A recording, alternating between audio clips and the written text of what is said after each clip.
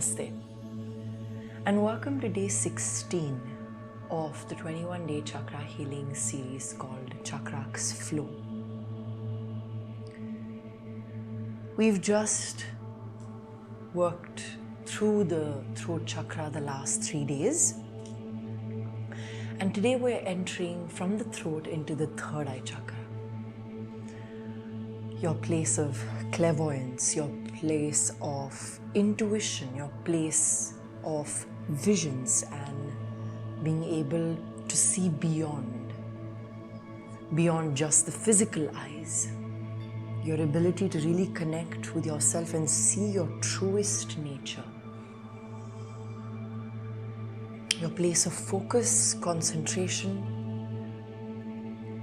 and there is a lot of discussion or talk about drishti. Drishti is gaze in our Indian context, in our Indian works, textual works around art, music, dance, etc. And the Natya Shastra is one such text which puts a lot of importance on drishti, because it talks about drishti and the attention. Wherever the drishti is, the attention goes. And it talks about the focus, or rather one's attention can go towards where the drishti is. And then also the feelings arise where the drishti is. And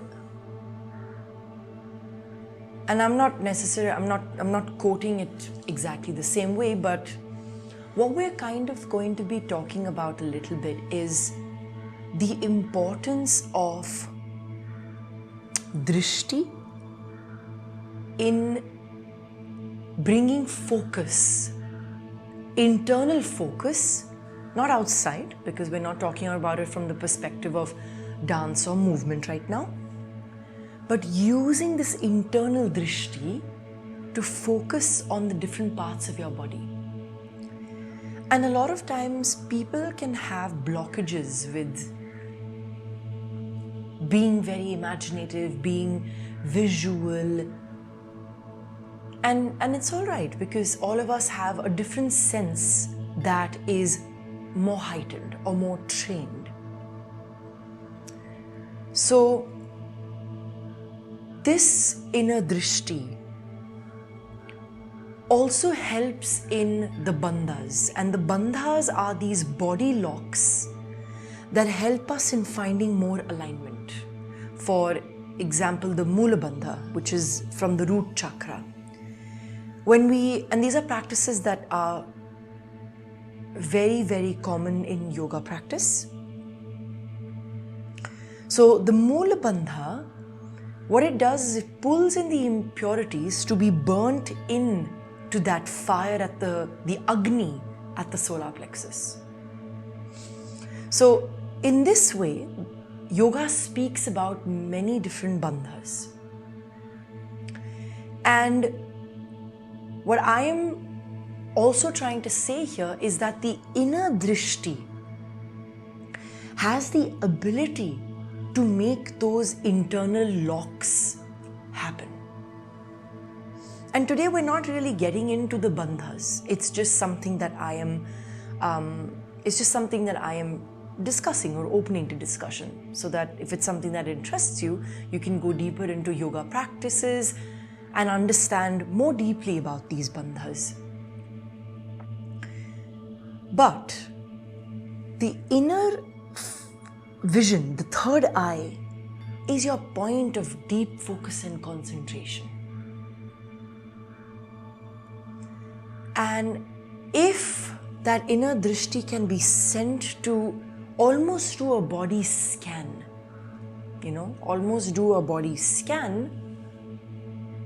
you'll be able to, and not thinking about going into bandhas right now, but you'll be able to apply a certain energy of force or have a certain kind of awareness about the different parts of the body that you're sending this drishti to. It's almost as if the inner eye, just as the outer eyes, the physical eyes can see everything externally that's surrounding you. Colors, shapes, textures, light. The same way, the inner drishti can be sent to the various parts of you. So you can really send the inner drishti to the root chakra. Send the inner drishti to the sacral chakra. And right now, we're not going to be using that drishti to search for something. We're not on the lookout for something right now. But it's simply a practice of bringing that inner drishti towards one of the chakras. And you can choose to do this exercise with any body part. So you could send that drishti just as a focusing exercise. You send that internal drishti and you're going to try your best to keep your eyes closed. You send that inner drishti to even the smallest parts of your body, like say it could be the tip of the pinky finger on the right hand. So imagine that that inner eye is now residing at that spot. And then you take the inner eye maybe to say your earlobe on the left, and you imagine the inner eye right there. So this is a focusing exercise. A lot of times our focus can be unsteady, and I know that to be absolutely the truth when we start our meditation practice, because our meditation practice is asking us to still down, to accept things as they come, and to use the breath as a gateway to move past that shakiness, to move past that hurriedness, which we're so normally used to. So we're simply going to be connecting with our breath. And if there's a rush or an imbalance in the breath, or the lack of consistency, or an inconsistency rather, in your breath, where some are shallow, some are deep, inhalation's very focused, exhalation isn't. You really want to first just connect with your breath and bring yourself first into a place of homeostasis by simply being with your breath. And the body is magical. It has its own way of already coming to homeostasis after you have gone through, something challenging, or your heartbeat is pumping, or your body has its way of self-regulating. And that's for the body. The mind is teeny weeny more difficult to self-regulate.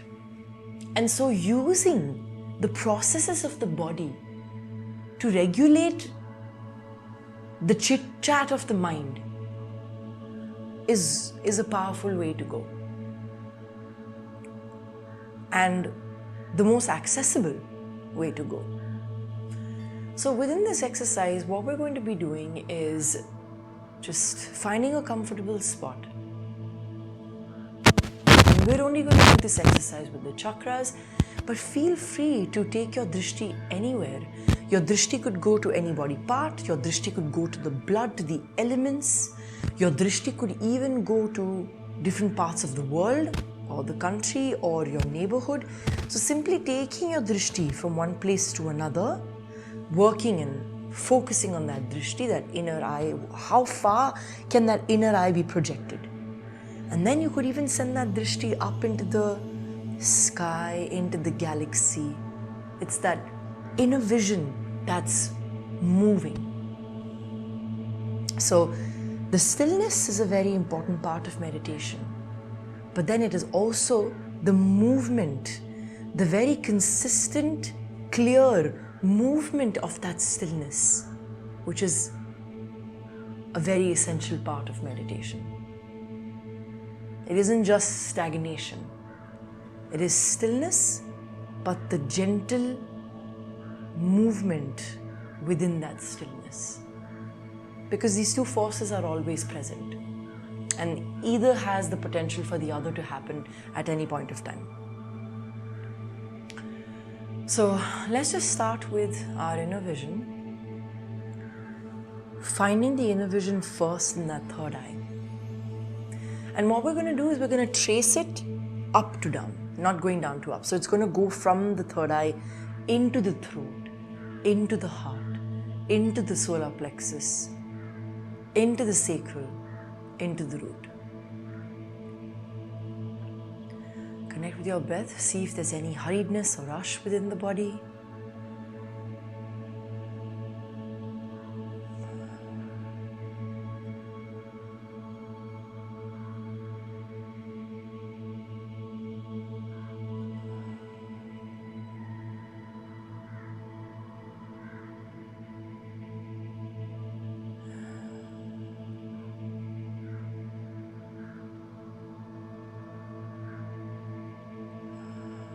Feel a little bit more settled after connecting with your breath, and it could just be even a gentle shift. But if you're aware of that gentle shift, start by bringing your complete attention into your third eye, into your inner vision, and keep it there. Don't share that sight with anything else, with any other space. Just keep the sight there, in the third eye. It's almost as your complete focus is going into the third eye.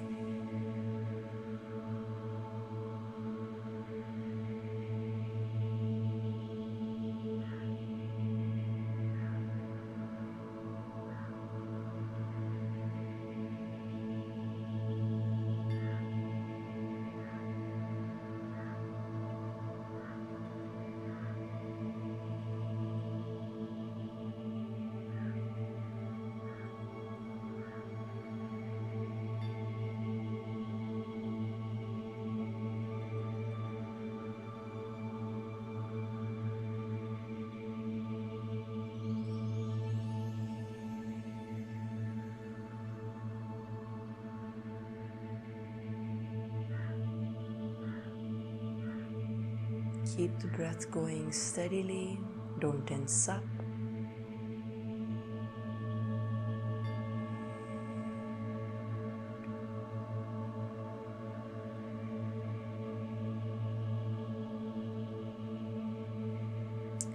Now, as a starter, you may feel that you're able to keep that attention before it gets scattered into different body parts, before it gets scattered into the environment, before it gets scattered in your own mind. You realize that you're able to keep that focus at the third eye, maybe just 5 seconds, 10 seconds, 15, 20 seconds. That's okay. Start with a shorter practice. I encourage a shorter practice as compared to something where you commit too much and then aren't able to keep that attention there. Now, gently shifting that inner vision into the throat. So really find that inner vision. Now, this is the tricky part, when you're really shifting it from the third eye into the throat. And find your inner vision in the throat.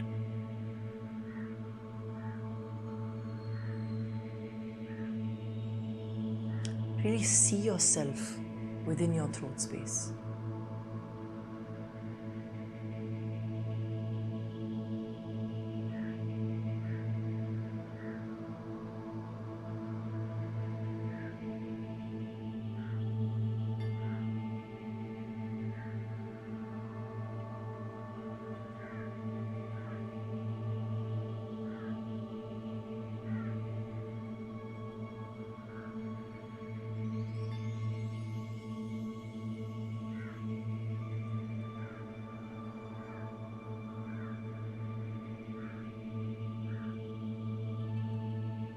remember, don't berate yourself for losing focus, and don't congratulate yourself too much for keeping focus.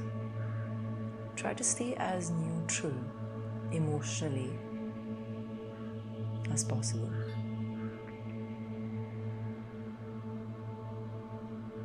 It's just an observation. You're in an observation mode. It's better if we set aside the feeling element and can come upon that a little bit later. Now, getting that attention from the throat to go into the heart, that inner vision is now deep in the heart. So imagine that your vision now resides in your heart space.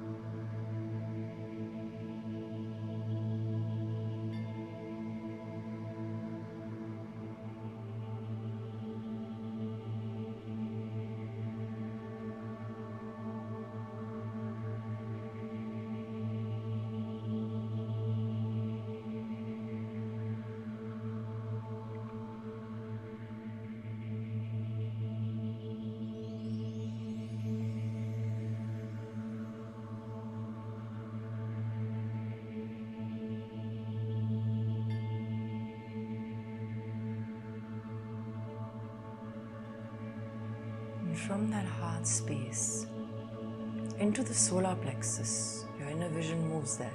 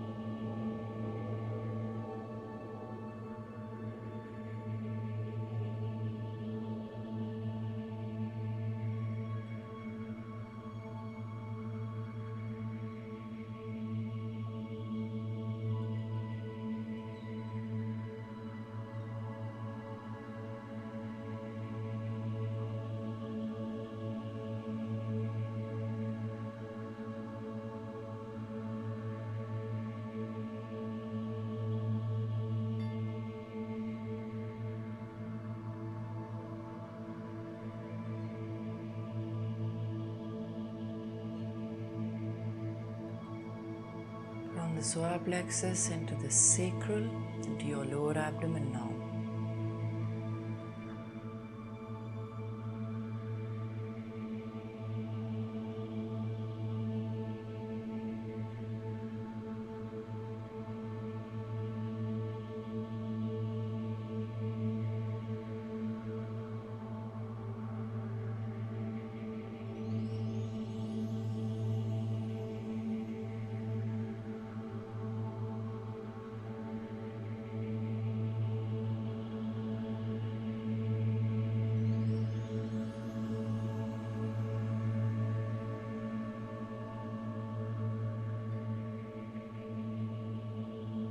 From that sacral into the root.